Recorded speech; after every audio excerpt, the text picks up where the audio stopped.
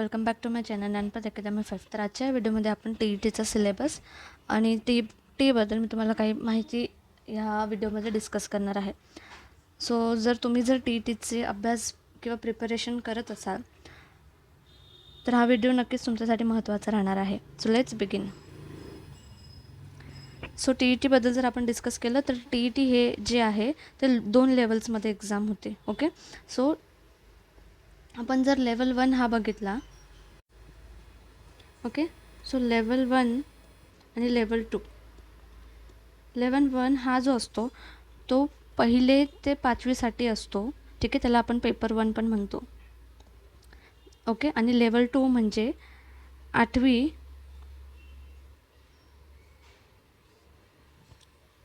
Sorry 6वी ते 8वीचा असतो, त्याला आपण पेपर 2 म्हणतो. ओके, सो यामध्ये बेसिकली तुमचं एज्युकेशन काय झालं त्याच्यावर डिपेंड आहे. म्हणजेच काय, ज्याने DED केलं आहे तो पेपर 1 देऊ शकतो आणि ज्यांनी BEd केलं आहे तो पेपर 2 देऊ शकतो. आणि ज्यांनी दोघंही केलं आहे DED BEd ते हा दोघंही पेपर देऊ शकतात. ठीक आहे, आय होप तुम्हाला इथे ही कन्सेप्ट क्लिअर झाली असेल. नेक्स्ट आहे तर आपला सिलेबस जर बघितला तर इथे 150 मार्काचा आपला पेपर होणार असतो. त्यामध्ये आपलं CDP असतं, child psychology, language 1, language 2, maths आणि एन्व्हायरमेंट असतो. हा आपला पेपर 1चा सिलेबस आहे. इथे पेपर 1चा पेपर पॅटर्न आहे. ठीक आहे, इथं मराठीतूनही दिलेला आहे, तुम्ही व्हिडिओ पॉज करून तो रीड करू शकता, वाचू शकता. ठीक आहे, आणि हा जो पेपर आहे तो पेपर फक्त 150 मिनटाचा राहणार आहे, म्हणजे 2 तास आणि 30 मिनटं.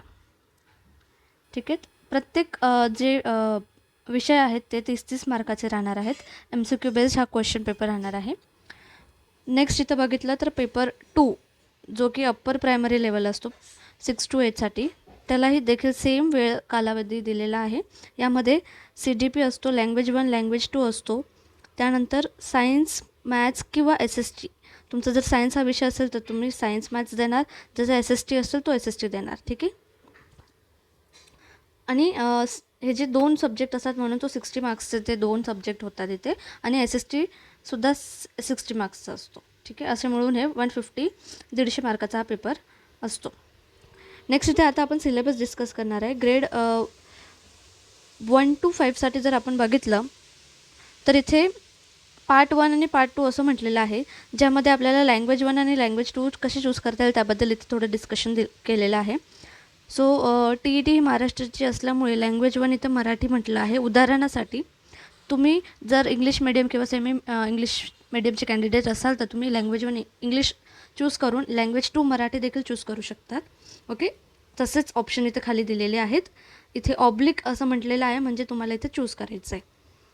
नेक्स्ट इथे आपलं CDPचे जे बेसिक कन्सेप्ट्स आहेत जे येऊ शकतात किंवा जे वारंवार विचारले जातात एक्झाममध्ये ते इथे दिलेले आहेत. नेक्स्ट आपलं जे पेपर 1 आहे त्यामध्ये मॅथ्स, एन्व्हायरमेंट आणि प्रिव्हियस इयर म्हणजे मागचा काही जो अभ्यासक्रम आहे त्याबद्दल इथे डिस्कस केलेला आहे. तर बेसिकली तुम्हाला काय कुठले बुक्स वगैरे रेफर करायचे येतं. पेपर 1साठी 1 ते 5वीचे जे टेक्स्टबुक्स आहेत ते तुम्ही रेफर करू शकता.